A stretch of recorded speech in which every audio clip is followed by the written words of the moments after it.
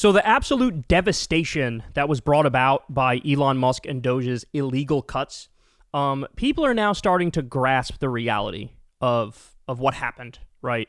And that's why I say he can't get away with it. He's got to be locked up. He committed countless crimes with illegally cutting all these programs. He has no right to do that. He has no authority to do that. Any court in America will tell you that. And so far, any court in America that has seen any case involving this has said that. Here you have John Morales, who is a climate data guy, and he's a meteorologist. And he, in this local news report here on NBC, he says the thing that every weatherman, every climate person, every meteorologist should be informing people of this, because this is the truth, and people need to know it. They need to know what this government has done with their money and in their name. Watch this. He issues a dire warning, and you have to see it to believe it. Listen, I've been on this, since 8 o'clock this morning on social media, and there is a lot of anxiety out there because you don't see it turning, right? When is it going to turn? John, it's not turning. It's coming straight to us. It's going to turn, all right? The turn was never forecast to be on Sunday. The turn isn't even on Monday morning. The turn will come Monday afternoon, Monday evening, into Tuesday.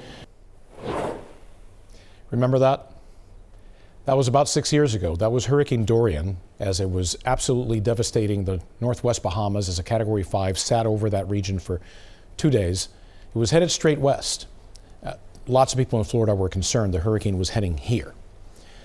And as you've grown accustomed to my presentations over my 34 years in South Florida newscasts, confidently, I went on TV and I told you, it's going to turn. You don't need to worry. It is going to turn.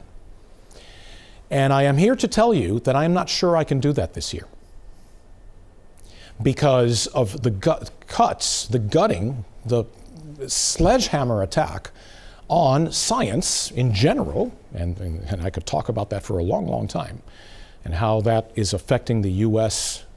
Leadership in science over many years, and how we're losing that leadership, and this is a multi-generational impact on science in this country, all right?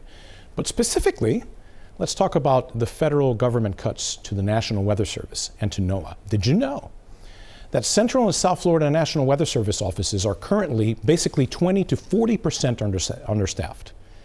From Tampa to Key West, including the Miami office, 20 to 40% understaffed. Now, this type of staffing shortage is having impacts across the nation, because there's been a nearly 20% reduction in weather balloon launches that carry those radiosondes. And what we're starting to see is that the quality of the forecasts is becoming degraded. I told you this was going to happen when we first got the news that Elon Musk and Doge broke in to NOAA and the National Weather Service. In fact, I'm a bit of a nerd and a dork myself. I like watching the Weather Channel. I've literally turned into my father. Like, he used to watch the Golf Channel and the Weather Channel. That's what I watch. I watch Golf Channel, Weather Channel, and then like basketball when it's on. It's a shame. It's crazy how you just like become your parents. But anyway, I warned you that this was going to happen, and there were some weather YouTubers who I watch. Ryan Hall, for example, and others. And they were saying, these are not partisan people. These aren't even political people. They were sounding the alarm and saying, with what Elon and Doge are doing, we are just going to have objectively worse weather forecasts. We're throwing it back to a more primitive era, a more primitive age, where we don't actually know everything that's happening.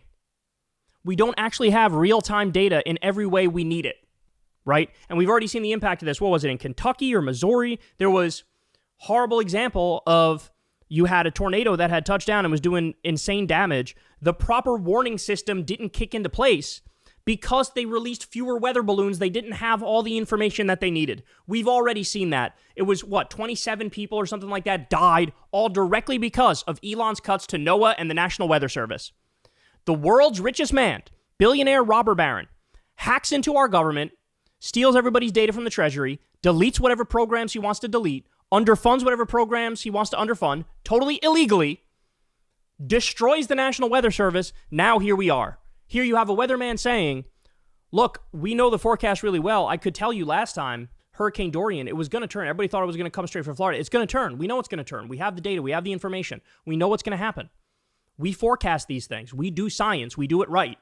Now he's like, I'm not going to know the next time because we don't have enough weather balloons. We don't have enough staffers for the National Weather Service. This is not debatable. This is just what's happening. In the same way, we are short 3,000 air traffic controllers.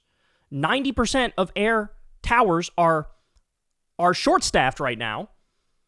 By the way, shocker, 7 plane crashes under Trump with these cuts and with the hiring freeze. This is what happens when you don't care about your government. When you have this dogmatic ideological mindset, government bad. Apparently government's bad for everybody except Elon because he gets to take $8 million a day in tax money.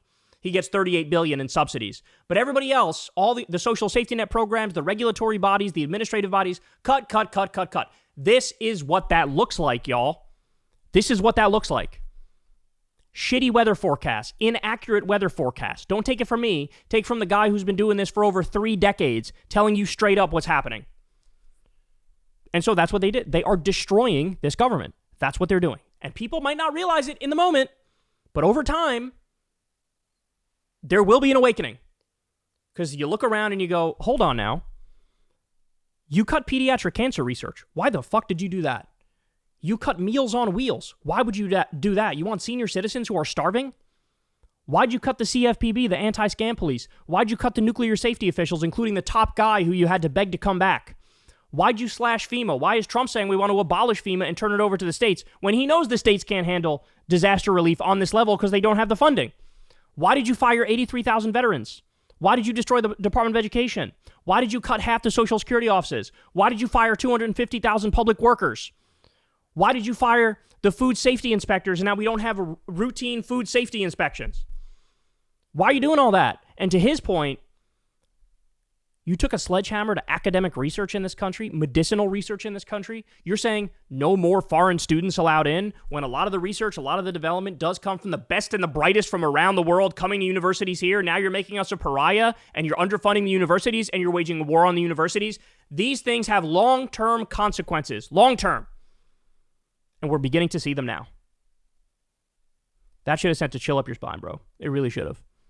Here you have a meteorologist, an expert, been doing this for 3 decades, and he's telling you, our forecasts are going to suck now. Like, we don't have as much detailed information. And so, is the tornado coming towards you? I don't know. Is the alarm going to go off? I don't know. Is the hurricane going to turn? I don't know. How many more people are going to stay behind now and not evacuate if the information is not up to date and people don't know? And how many people are going to die because of that? Like I said, we already had over 20 deaths because of the exact same thing that happened with the tornadoes.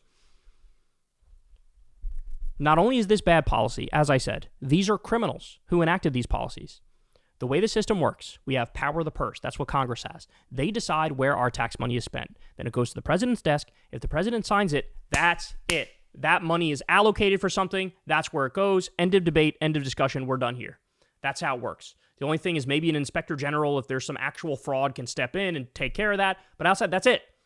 But no, we had Elon Musk, the world's wealthiest billionaire robber baron, hack into our government, delete whatever he wanted to delete, underfund whatever he wanted to underfund, eliminate whatever he wanted to eliminate, and now we're dealing with the fallout.